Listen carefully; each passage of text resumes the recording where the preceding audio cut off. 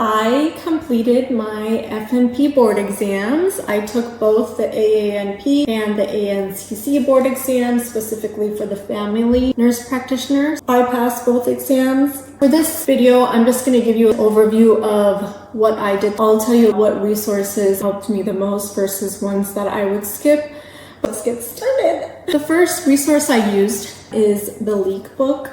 The Leik book was fabuloso. I purchased it 3 years prior, thinking that I would use it throughout my 3 years of the program, and that did not happen, but whatever. I used it during my last year, which was my clinical year. It did come in handy. In my actual 3 months of studying for the board exams after my program was completed, I had a friend who was able to share her login with me. She purchased the more recent version of the Leik book. And because I'm an auditory learner, I would highlight the text material and have it speak out loud to me using my iPhone. And there was information that was in the more Leik book that wasn't in the one 3 years prior. I definitely recommend purchasing the most recent one because it probably has the information that you would need for the exam. I read or audio listened to the whole Leik book. I did all of the questions that were provided online. It gives you a breakdown of your proficiency after completing each section. They also have the practice tests, but I didn't really do them. I just did the ones for each specific section. If I'm doing cardio, I'm going to focus on just doing the cardio questions that day. To do the cardio questions, it will just grade me on a scale. It will tell me with those questions that I got right, am I not prepared enough, I am almost proficient, I'm proficient, or exceeding proficiency. It gave me a baseline of where I stood. I was just basic and I was just proficient. I am not a genius. I passed the exam, but I am not a genius. If you feel like I don't know the material well enough, then you probably do. And if you're exceeding expectations, girl, let's link up because I probably need your help throughout my career as a nurse practitioner. Hey, we are all good here. We're going to pass. That's all we need to do is pass. Second material I used was FNP Mastery. During my first month of studying, I used FNP Mastery here and there. I only did 100 questions maybe. And there were a lot of questions that I was just like, girl, I don't know what that means. I understand why they're putting them in there because they don't want you to come to the test and be like, girl, you didn't prepare me enough. I understand where they're coming from, but it was a lot. The rationales are great. Some of them had videos that were maybe a minute, 30 seconds long that kind of broke down the reasoning, and they bolded certain words to stick out to you when you're reading the actual rationale, which was really helpful. And also there was a section at the bottom of mostly every question where students were able to ask questions, and FNP Mastery was able to answer the questions, provide resources from online, on YouTube. FNP Mastery was more of a community engaging type of study. If you wanted to utilize, you can. The rationales were great. It was just after doing those questions, I felt like it was really necessary for me to have purchased that. But then again, there are people that are on the app that said, hey, this is the one app that helped me pass. They didn't go crazy and purchase so many different avenues of learning. With FNP Mastery, my last 5 days leading up to my first exam, I did 100 questions a day. I read the rationales and I just highlighted and had it speak to me. It was a little bit more overwhelming than some of the other sources because I felt like a lot of information in the rationales, but they're still good, and it did bold the keywords for you. The third resource I used was Sarah Michelle. I specifically chose the full course bundle. It came with the course videos, the pharmacology videos, and I think it was the diagnosis videos, and I watched them in their entirety. Girl, they were really good. They were short videos and there were a few texts here and there, mostly pictures, and Sarah Michelle in the very right left corner, whoever the speaker is, basically voicing over that PowerPoint slide. Just know everything from those videos. Even the 15-minute videos, I think that some of them were 30 minutes, maybe 40 minutes. Very few of them were 30 to 40 minutes. You need to know that info. It was just to the point. She didn't have any fluff in there. I would say listen to it on repeat. That's going to be your playlist for that month of studying. It was phenomenal. The questions, I did do all of the questions and read all of the rationales. Some of the rationales for Sarah Michelle would be straight up, girl, D is not the answer, which the other sources did the same thing, depending on what question it was. Some of them were like that. Maybe that's the reason why people are like, I didn't really like the Sarah Michelle rationales. It covered the same material as the videos and then some. But if you're the type of person who likes reading and you're okay just reading the rationale as opposed to watching the videos, then I think you would be fine. But then again, I would say the rationales on FNP Mastery were, in my opinion, better. The sentence structure was very much similar to the actual exam. And I say that about both the Sarah Michelle questions and Leik. They had similar sentence structure. It just made more sense. When I was taking the exam, I didn't feel like I'm taking a completely different exam. That's what I felt. No, we're not done yet. The next resource I used was the Latrina Walden videos. I purchased live recorded videos. It did have crash course videos, very similar to Sarah Michelle. That was a little what I'm saying. They were very similar. I watched some Latrina Walden crash course videos, but really I didn't have to because the crash course videos that were provided by Sarah Michelle were very similar. It was just not necessary for me to rewatch the Latrina Walden ones. I skipped down to the live recorded videos, and I believe both of those videos were 8 hours. They were supposed to be a 2-day thing. Latrina Walden has a very girl-like way of lecturing. She's not one of those monotone professors that are just gonna talk about the respiratory system today and the alveoli. No, girl, the alveoli, no. She was very lively. She was engaging. She's a great lecturer. I learned a lot from her teaching style. Again, I feel like the teaching style also matters because you might like one person more than the other, whatever, just because you learn that way. All the sources, all the information overlapped. It was just presented in a different way. For Latrina Walden, because she's so lively, we all love that. She would change her pitch or her tone of voice while she said certain words, and that kind of stuck out to me while I was taking the exam. I would be taking the exam and be like, oh my god, Latrina said it like this, or Latrina said it like that. For example, if I were to say hypertension, she would be like, hypertension, something like that. That helped me understand the concept of what it's asking in the actual exam for me to be able to answer the question. That was good. I would say a handful of the questions, Latrina specifically stuck out to me, even though I watched I watched the Sarah Michelle videos 5 times and the Latrina Walden videos 3 times. There were questions where Walden stuck out to me more, that Latrina said it in a different way or just didn't go over. I felt like I didn't want to take the exam again, so that was a good investment. She's a great lecturer. I can't say that enough.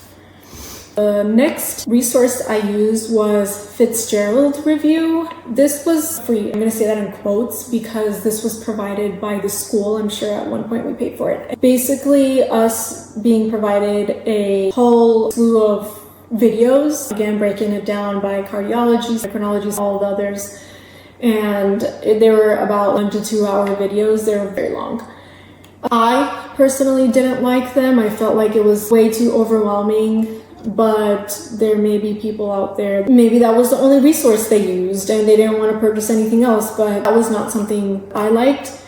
I actually watched all the videos except for about 1 or 2 of them.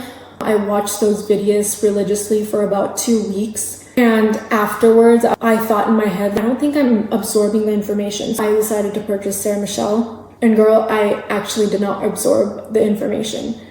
So just, again, that depends on your learning style. She's more of a traditional lecturer. I don't think I really learned or absorbed as much from that lecture style. And also during the last sections of her videos, it would be, we're done lecturing and be sure to read these few extra pages in that chapter. I would have rather listening to it, but again, I'm an auditory learner. And then I couldn't say, or I can't really say anything about her question bank. I only did 150 questions, and that was the pre-test that was required for me to turn in for a grade by the school. So I don't think 150 questions is sufficient enough for me to tell you like it was a great resource in terms of the question bank. I wouldn't want to comment about that because I don't think I did enough questions for me to even give you a thorough analysis of that.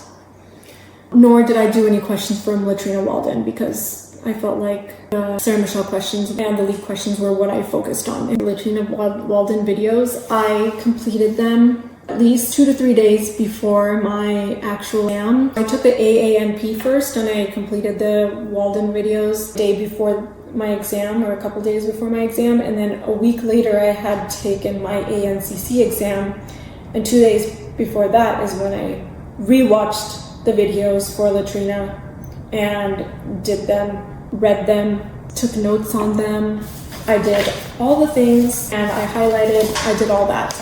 And here we are. It was great. In terms of the actual lectured portions of my study material, comparing Latrina Walden and Sarah Michelle, they were both really good.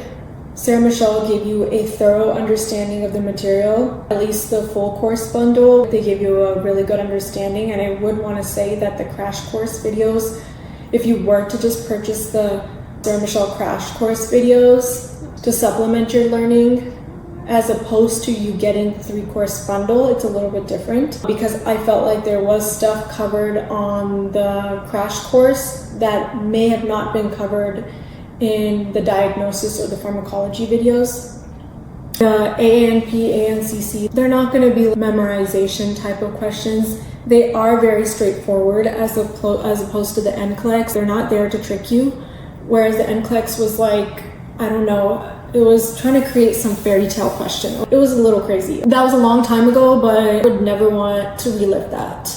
And that's that. The exam does not want to trick you, so I would say keep that in mind. You really just have to understand the material. It's not an exam where it's like you memorize everything. It's more like an understanding test. So in terms of what I thought worked or what didn't work, what was overwhelming to me, I felt like Fitzgerald was probably one of the sources that I didn't enjoy. I didn't learn that in that way.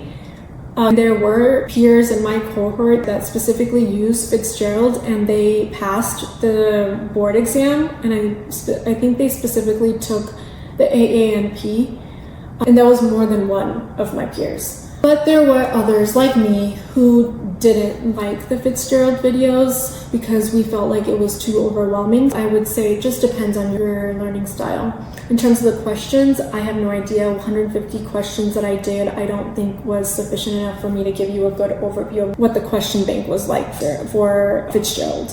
I felt like for Fitzgerald, the material was just way too much for the actual exam. Maybe it is good information. It is good information to have for real practice. I need water. Fitzgerald. I felt like it was just way too much in detail for what we need to know for the actual board exam. I'm sure it's good material to know, but for the board exam, seriously, girl, you just need to pass it. That's it. Coming from someone who overthinks and feels like they need to know every little detail, it was just like after Fitzgerald, I felt like I understood that it's more important just to know key materials. As a test taker, for anyone as a test taker, doesn't matter if it's FNP, if it's freaking like your math test, your anatomy test. I don't know why it took me this long to realize I was doing way too much. Or throughout my educational career, it was just stupid for me to have read every single sentence in the book for mostly all of the core classes. Girl, now I know what it means by you just need to know the key material. That's something that I would definitely let you know if you are anything like me who overthinks and thinks that they need to know every single detail. You don't. Sarah Michelle Walden reinforced that. I wish I knew this when I was in undergrad. But I know now that my whole educational career is over. So laughable. Anyways, the best way I can explain being an overthinker and how I felt like Gerald was is through a recipe. If you want to make pasta, all you need to do is boil the water, put the pasta in, make your freaking pasta sauce, or just buy freaking Prego sauce, heat up the Prego sauce, put the pasta in. That is the epitome of what you need to know for the exam. You don't need to go into the details of, girl, I need to use water with freaking 4 pinches of salt, the pasta in when the water is about to boil, for the freaking sauce, twist the lid open, pour it into a saucepan, stir the freaking sauce until it stops bubbling or whatever, you're ready for your pasta to go in, drain the pasta. After you drain the pasta, you freaking put it in the sauce. Now I realize all these years of me overstudying. So just learn from my mistake. What I would do differently for next time, I would skip Fitzgerald in its entirety. It was just too overwhelming for me, and for someone who overthinks, I did not learn as much as I thought I would have in those 2 weeks of watching those videos. I would stick to Sarah Michelle full course bundle and watch all of the videos. You have to basically buy the subscription for it, and it's a 1-month subscription. I didn't want to pay for it over and over, so I completed watching the videos within that month of purchasing Sarah Michelle videos, and I watched them 5 times to the point that I was just like, girl, what am I doing? But it helped, and it was excellent. I would do all of the Sarah Michelle test questions, like the Q-Bank questions, and read all of the rationales. I would, even if you get them right, just read them, because it might give you some other information that you didn't know before, or reinforce points that were from a previous question that you did, or a question that you would have done later on. Just read all the rationales. I did the Sarah Michelle questions 1 time around in its entirety, and I did about 30% of them again. I repurchased the Q-Bank only at this point and did about 30% of the questions. I would have done more, but girl, I was burnt out. I was studying for 12 to 18 hours for the past 3 months. I couldn't do it anymore. If you're on a budget, I would definitely purchase the Leik book and the Leik book alone. The Leik book has basically reading material as well as questions pertaining to each section. I know that there are some people who purchase the book that just specifically has questions and rationale from Leik. I'm sure that's just as good, but I'm this type of person who would like to read something before I test myself on the material. I'm not exactly sure how specifically the Leik book that has all the 2,000 questions or whatever. And the last thing, I know there are so many people who would say material more than you think, and just to trust yourself in that. I struggled with this through my whole freaking academic career, through my biology program, my nursing program, through my DNP FNP program, and I should have listened. I know if you're anything like me, you're probably not going to listen because you're not going to get it until you get it. Probably until it's too late, but you'll get it eventually. So I would say just trust yourself, material more than you think. And that is very true. If you've been reading it, there's no such thing as perfect. You're not ever going to be perfect, but do have confidence in yourself. You are absorbing a lot more than you think. If you have any questions, if you took the AANP, if you took the ANCC, if you're thinking about taking either one, if you have any questions, let me know. We're all a big, happy nursing family. Okay, and my next video, I'm just going to be talking more about the AANP versus the ANCC and what I thought about the exams. Coming from someone who took both, I felt like I have a different perspective. I'm sure there are other people that have taken both, but I haven't seen anything that really highlights that, and I just wanted to be someone who contributes to that so you understand which one is the one that you should or would want to take. With that being said, we'll see you later.